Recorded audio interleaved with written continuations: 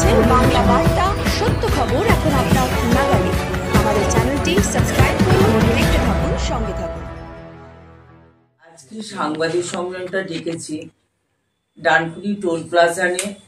দুদিন ধরে দেখছি আমি যে নানা রকম ভাবে আলোচনা হচ্ছে এবং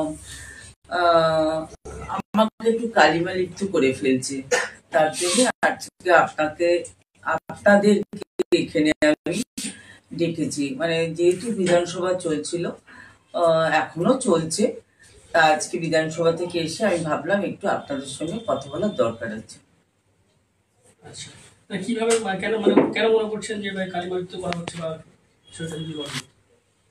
কালিমা লিপ্ত করা হচ্ছে কেননা ডানকুনি টোল প্লাজা, যেটা 11 বছর একজন আমাদের যিনি প্রেসিডেন্ট আর কি, আমাদের মানে মাননীয় ডক্টর সুবীর মুখার্জি, উনি যে টোলটা চালাচ্ছেন। আমি হয়তো এখানকার বিধায়ক, কিন্তু আমি টোলের ব্যাপারে কোনো ব্যাপারেই আমি সেখানে মাথা ব্যথা করিও না, কোনো সংগঠন নেই। আমাকে হয়তো কোনো অনুষ্ঠান হয় সেটা বিধায়ক হিসেবে নিমন্ত্রণ করে, আমি সেখানে চলে আসি। আমি এইসব ব্যাপারে যেহেতু উনি আছেন সেহেতু আমি টোলের ব্যাপার দেখি না। আর টোল শান্তভাবে ভালোভাবেই টোল চলছিল। হঠাৎ এরকম একটা ঝামেলা, যেহেতু বলছে যে বিধায়ক এটা দেখে না, তা আমি তো কে কটা চাকরি করেছে, কে 11 বছরে কি করেছে আমি কোনোটাই জানি না। আমার কাছে লিস্ট আছে, যেমন ধরুন 165 জন এখানে চাকরি করে। আমার কাছে লিস্ট আছে, যেমন আমাদের এখানে সুবীর মুখার্জি, আমাদের প্রেসিডেন্ট, 14 জনকে ঢুকিয়েছেন। তারপরে এখানে প্রকাশ রাহা আছে, উনি মিন্টু দেবদা, ওনাকে একজনকে ঢুকাচ্ছেন। দেবাশিস মুখার্জি আগে ছিলেন, উনি আনন্দ ঘোষালকে করেছেন, এখন উনি দেবাশিস মুখার্জি বিজেপিতে গেছেন। শিবপ্রসাদ দাশগুপ্ত উনি একজনকে ঢুকিয়েছেন। তারপরে জয়নাল মল্লিক 11 বছরে 29 জনকে এখানে এমপ্লয়ি, যারা কি কাউন্সিলর ছিল। হ্যাঁ, জয়নাল মল্লিক কাউন্সিলর ছিল। তারপরে নিশালী মল্লিক 4 জনকে ঢুকিয়েছে, ঢুকিয়েছে, আসাম 5 জনকে ঢুকিয়েছেন এখানে। এবার ওনার ছেলে মারা যেতে ইউনিয়ন থেকে কিন্তু 5 লক্ষ টাকা দিয়েছে। তারপরে তার জামাইকেও দিয়েছে, চাকরি দিয়েছে, আর সাথী খন্দকার একজনকে দিয়েছে। তাই যদি মনে হয় যে সাথী খন্দকারের লোকের কোনো অসুবিধা হচ্ছে, আজ বললে কালকেও তাকে বার করে দিচ্ছে। সেক্ষেত্রে আপনি কোনো পদে না থাকা সত্ত্বেও আপনার নাম বারবার জড়াচ্ছে, সেক্ষেত্রে কি মনে হচ্ছে দলীয় কোনো ব্যক্তি কি এরকম কাজ করছে আপনাকে কলঙ্কিত করার জন্য বারবার? তা দেখুন, আমার দল সুন্দরভাবে চলছে। আমি এটা বলতে পারি না যে আমার দলের লোকেরা আমাকে কালিমা লিপ্ত করবে, এটা আমি ভাবতে পারি না।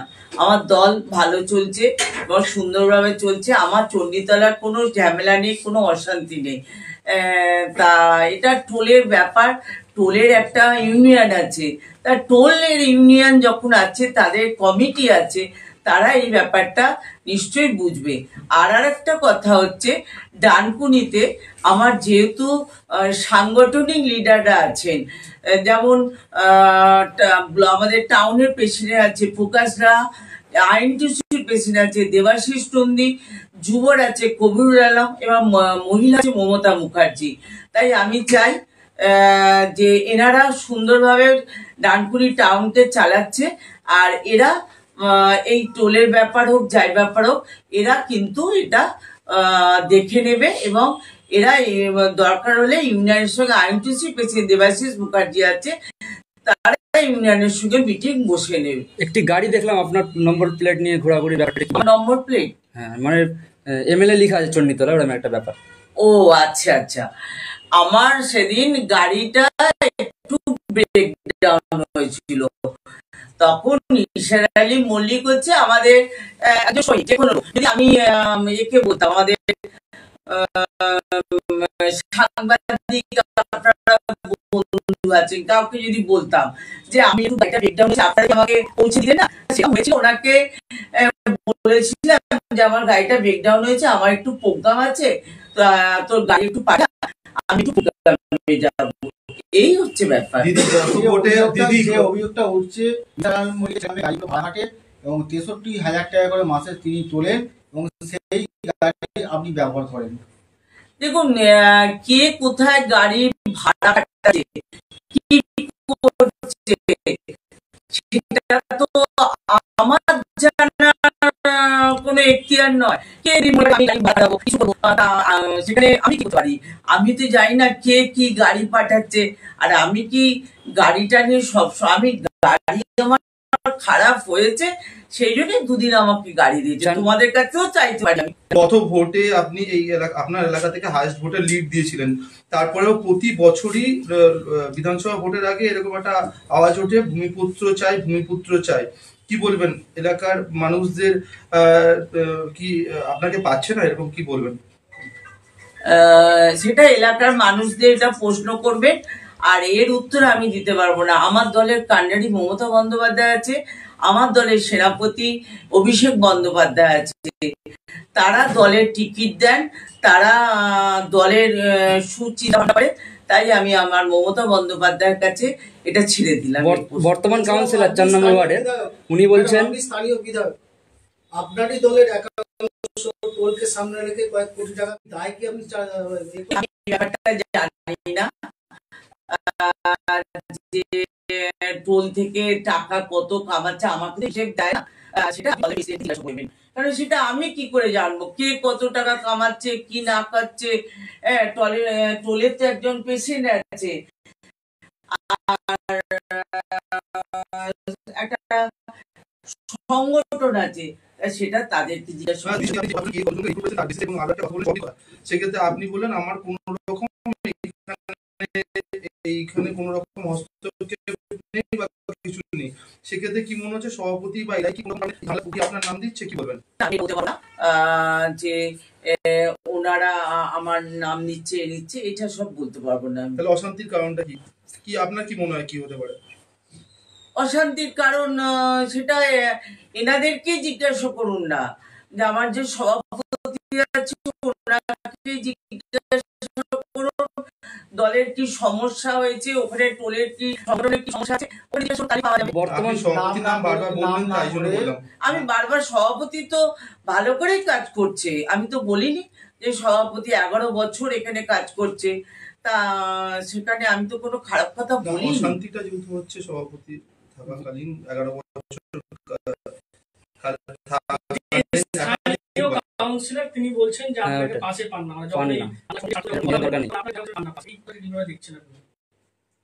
শ্রমিকের যখন আন্দোলন হয়, শ্রমিকরা কবে আন্দোলন করবে কি করবে তারা তো নিশ্চয়ই আগে থেকে বলবে যে আমরা আজকে আন্দোলন করতে যাব। আমার কাছে যদি সেই খবরটাই না আসে তাহলে আমি কি করে জানবো?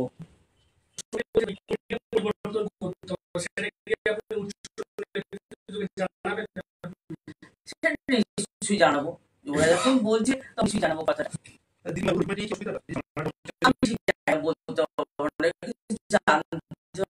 তারপরে আমি বলবো।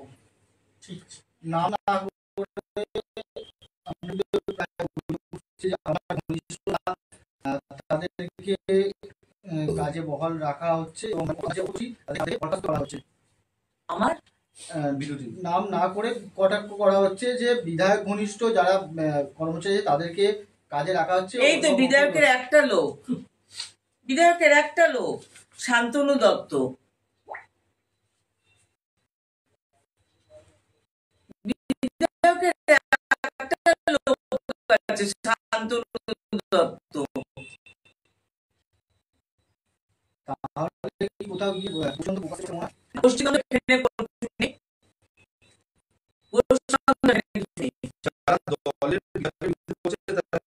দলীয় শৃঙ্খলা ভঙ্গ করছেন না? এটা বলতে পারবো না। এই যে বারবার বলছিলেন নিসার আলীকে চেক করতে হবে বা ইত্যাদিকে, আমি এটা কিছু বলতে পারবো না। চেঞ্জ করছে না, তার মানে কি এটা উপর নেতৃত্ব এই কথা বলবে। আগামী দিনে টোলে কি কমিটি পরিবর্তন হবে? সেটা উপর নেতৃত্ব বলতে পারবে, কমিটি কি গঠন হবে না হবে সেটা তো আমি বলতে পারবো না। বর্তমান শাসক দলের যে 4 নম্বর কাউন্সিলর হাসান মোল্লা, উনি আপনার বিরুদ্ধে বারবার বলছেন এরকম বিধায়ক চায় না, কি বলবেন ওনার? উনি কি কারণ মদতে বলছেন কি মনে হয়? मेरा ये चैनल सब्सक्राइब करें, इसके लिए बेल आइकन जरूर दबाइएगा।